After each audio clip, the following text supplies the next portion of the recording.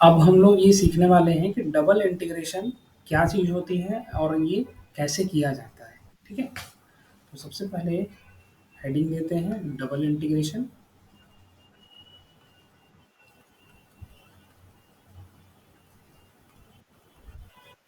देखो, जिस तरह से सिंगल इंटीग्रेशन में एक ही वेरिएबल का फंक्शन होता था और उसी के रिस्पेक्ट में हम लोग इंटीग्रेट करते थे, ठीक उसी तरह से डबल इंटीग्रेशन में हमारे पास एक फंक्शन रहेगा जो दो वेरिएबल का रहेगा और उसको इंटीग्रेट भी करेंगे दोनों ही वेरिएबल के रिस्पेक्ट में। और इसको इंडिकेट देखो कुछ इस तरह से करते हैं। Let f is the function of two variable x comma y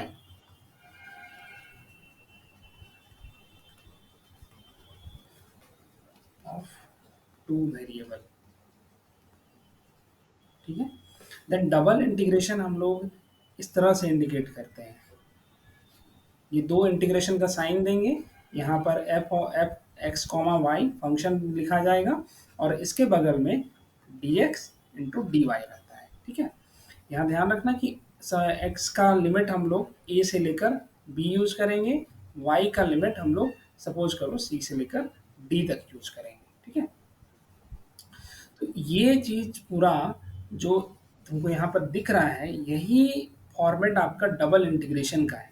ठीक है, जिसमें एक फंक्शन को एक्स के रिस्पेक्ट में भी आप इंटीग्रेट कर रहे हो, वाई के रिस्पेक्ट में भी इंटीग्रेट कर रहे हो और एक्स का जो एक रेंज दिया गया है कि ए से लेकर बी तक ही रन कराना है, वाई को बताया गया कि सी से लेकर डी तक ही रन कराना है। ठीक है, इंटीग्रेशन का जो पूरा प्रोसेस है वो बिल्कुल सिंगल इंटीग्रल जैसा ही होगा। सिंगल वेरिएबल में जैसे इंटीग्रेट करते थे सेम उसी फॉर्मेट में यहाँ भी इंटीग्रेशन करेंगे। ठीक है, तो चलो देखते हैं कैसे किया जाएगा। देखो, जब integration x equal to A to B integration y equal to C to D F of x comma y suppose करो D x into D Y दिया गया। ठीक है, अब ध्यान रखना कि जब भी इंटीग्रेट कर रहे हो डबल इंटीग्रेशन में तो देख लेना है कि x और y का लिमिट जो है कहीं कांस्टेंट तो नहीं है। अगर x और y दोनों ही x और y का लिमिट कांस्टेंट हो रहा है तब उस केस में हम किसी भी वेरिएबल के रिस्पेक्ट में पहले इंटीग्रेशन इनिशिएट कर सकते हैं। ठीक है, तो इफ हाँ कांस्टेंट हो जाएगा एक्स और वाई का वैल्यू हम यहाँ पर लिख ही दे रहे हैं। If limit of x and y are constants then then we can start integration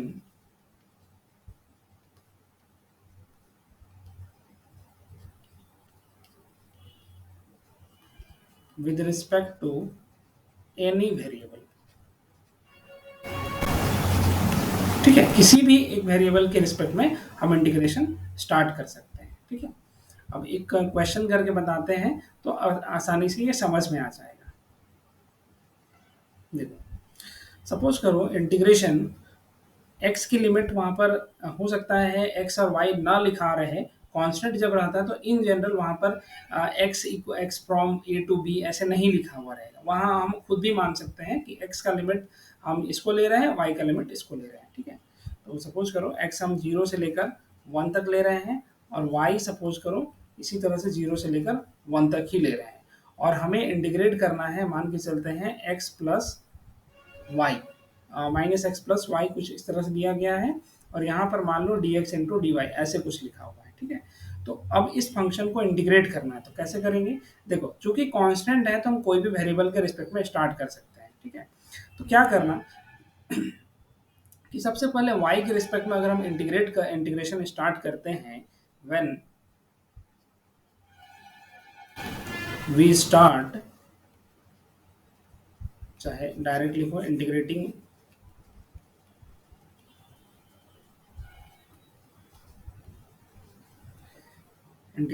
with respect to y। जैसे ही हम y के रिस्पेक्ट में इंटीग्रेशन स्टार्ट करेंगे तो फिर x का जो वेरिएबल होगा उसको कांस्टेंट ट्रीट करना and x equal to constant. ठीक है। देन क्या हुआ, देखो x इक्वल टू 0 से 1 हो जाएगा। अब यहाँ पर इंटीग्रेशन करेंगे, इस पूरे दोनों को ही इंटीग्रेट करना है, ठीक है। तो x तो अपना कांस्टेंट की तरह ट्रीट होगा, तो x बाहर चला गया, इंटीग्रेशन dx बचेगा सिर्फ, सॉरी dx में dy आ जाएगा, इंटीग्रेशन dy पर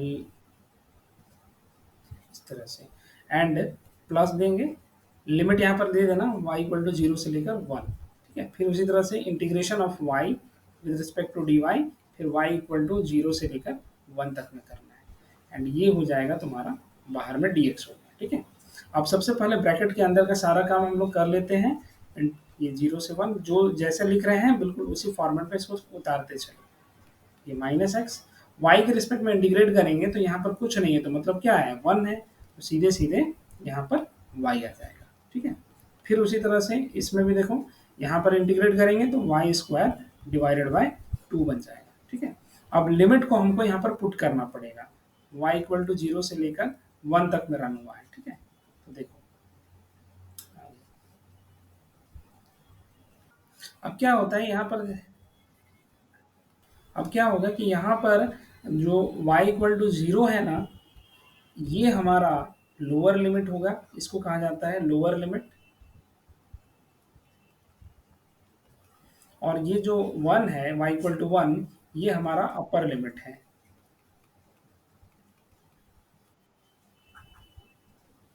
देन क्या करेंगे, यहाँ पर सबसे पहले आपको अपर लिमिट की वैल्यू पुट करनी पड़ेगी, माइनस लोअर लिमिट करेंगे। तो ध्यान रखो कि y का वैल्यू 1 है, तो जहाँ जहाँ y है वहीं पर ही 1 पुट करना होगा, यानी कि माइनस एक्स इंटू 1 प्लस 1/2 हो गया, एक पार्ट हो गया, ये हो गया अपर लिमिट को पुट करिए।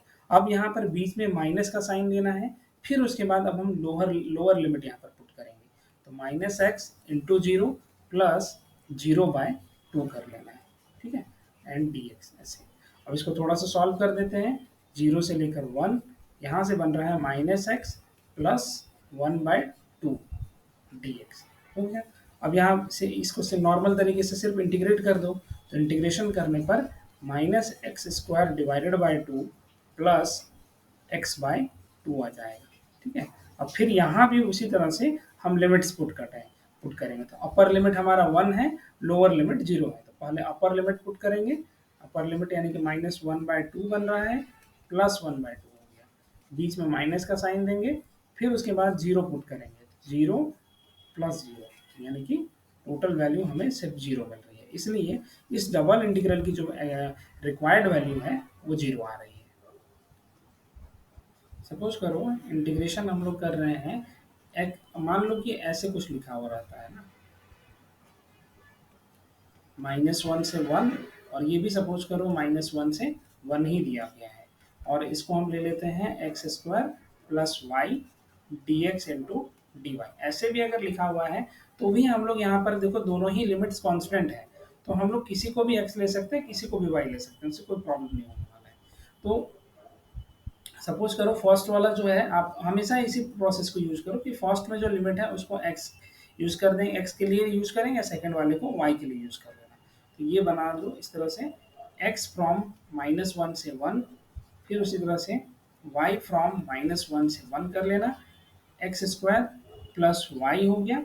अगर हम वाई के रिस्पेक्ट में ही इंटीग्रेट करना चाह रहे हैं पहले, तो पहले डी वाई लिख लो, फिर यहाँ पर डी एक्स कर लो, ठीक है।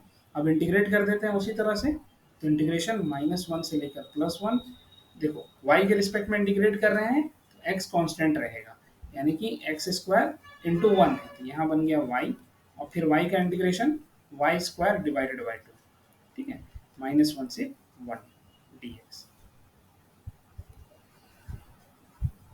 इतना तो समझ में आया। अब फिर उसी तरह से लिमिट हम लोग पुट करेंगे, इंटीग्रेशन -1 से 1, ध्यान रखना कि y के रिस्पेक्ट में जब इंटीग्रेशन हुआ है तो y की ही लिमिट्स हैं, तो y की जगह पर एक बार 1 पुट करेंगे, सेकंड वाले में -1 पुट करेंगे, तो यहाँ से बन रहा है एक्स स्क्वायर प्लस 1/2 हो गया, फिर यहाँ से माइनस देंगे, फिर यहाँ से आपके पास आ जाएगा -x स्क्वायर प्लस 1/2, ये बनेगा, एंड अब इसे सॉल्व करना है। इंटीग्रेशन -1 एक्स स्क्वायर प्लस 1/2, ये माइनस प्लस हो गया एक्स स्क्वायर -1/2 dx, ऐसे कर लेंगे। अब इसको सॉल्व करो, इंटीग्रेशन -1, ये बन गया एक्स 2x स्क्वायर dx। ठीक है, अब फिर से इंटीग्रेट कर देते हैं, तो 2x³ डिवाइडेड बाई 3 -1 से लेकर +1। अब इसको सॉल्व, इसमें भी उसी तरह से अपर लिमिट और लोअर लिमिट हम लोगों को यूज करना पड़ेगा। तो देखो 2/3 1 + 1 यानी कि 4/3 आएगा आंसर। एक क्वेश्चन तुम करके देखो, integration x equal to, suppose करो हम सेम लिमिट ही दे रहे हैं, -1 से 1 दे रहे हैं एंड y की वैल्यू 0 से 1 दे रहे हैं and x into y dx into D y, ऐसे कुछ दिया हुआ है। ठीक है, ट्राई करो इसको इंटीग्रेट करने का।